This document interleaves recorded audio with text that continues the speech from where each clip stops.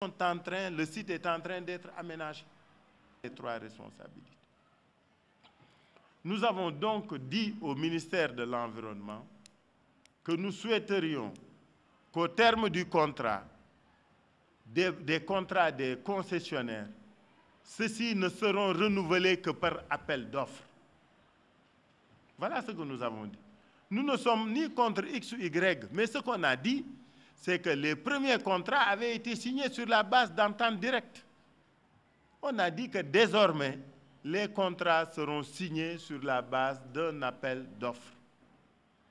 Nous l'avons dit au ministre de l'Environnement, qui est responsable de la gestion technique, donc qui assure notre tutelle technique. Et le ministre de l'Environnement, c'est lui qui avait signé les contrats avec tous les autres concessionnaires, à l'exception de Veolia. Tous les autres concessionnaires avaient signé leur contrat avec le ministère de l'Environnement. Donc nous avons dit au ministère de l'Environnement, il faut renouveler le contrat sur la base d'appel d'offres. Pour le contrat duquel le président de l'entente Kadakar avait été sollicité, nous lui avons notifié la fin de son contrat.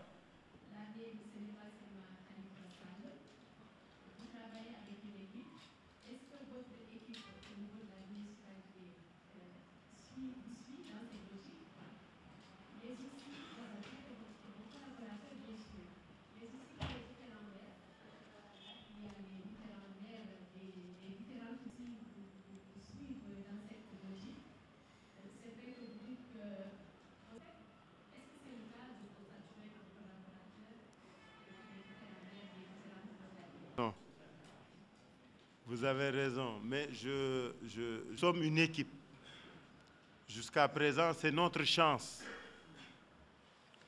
Notre chance, c'est que depuis le 22 avril, gagée sur la transparence qui caractérise tous les actes que nous posons, tout ce que nous faisons est d'abord discuté au sein du conseil municipal, au niveau des commissions et au niveau du conseil municipal, et au niveau du bureau municipal, et au niveau des mairies d'arrondissement. Cette gestion participative et inclusive fait que nous nous réussissons chaque mois avec tous les maires d'arrondissement.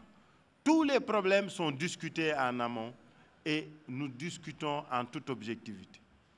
Dans la configuration du conseil municipal, pour bien montrer cette volonté de transparence et d'inclusivité, nous avons fait en sorte que les principaux groupes soient organisés et qu'il y ait des présidents de groupe. M. Ousmane Ndiaye préside le groupe Benno, le président Moussassi préside le groupe libéral et il y a les autres groupes qu'on appelle non inscrits. Mais nous avons fait en sorte que dans la répartition des structures de travail, des instances, des organes de travail, que tout le monde soit responsabilisé. Et aujourd'hui, les commissions qui sont considérées comme névralgiques du conseil municipal sont gérées par les autres, des collègues qui ne sont pas de la majorité. Le président de la commission des finances de la ville n'est pas de la majorité. Le président de la commission de l'environnement n'est pas de la majorité. Le président de la commission du plan n'est pas de la majorité. Le président de la commission de la santé n'est pas de la majorité, etc., etc.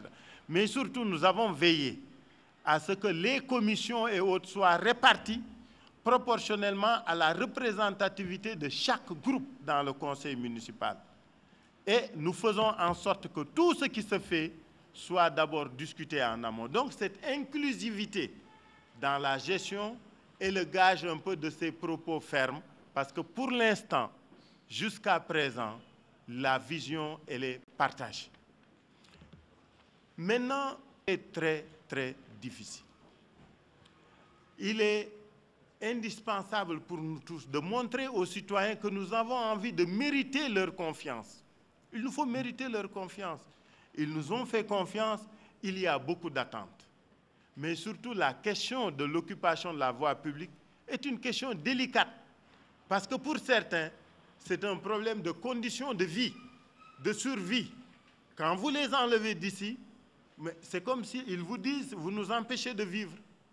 Donc, c'est une question sérieuse qu'il faut aborder avec tout le sérieux et toute la volonté qui s'y est, avec le gouvernement. nous allons travailler en bonne intelligence. Avec les populations, nous voulons bâtir un partenariat qui fasse que nous puissions atteindre nos objectifs. Parce que ce qui est rassurant, c'est vraiment les bonnes dispositions des populations.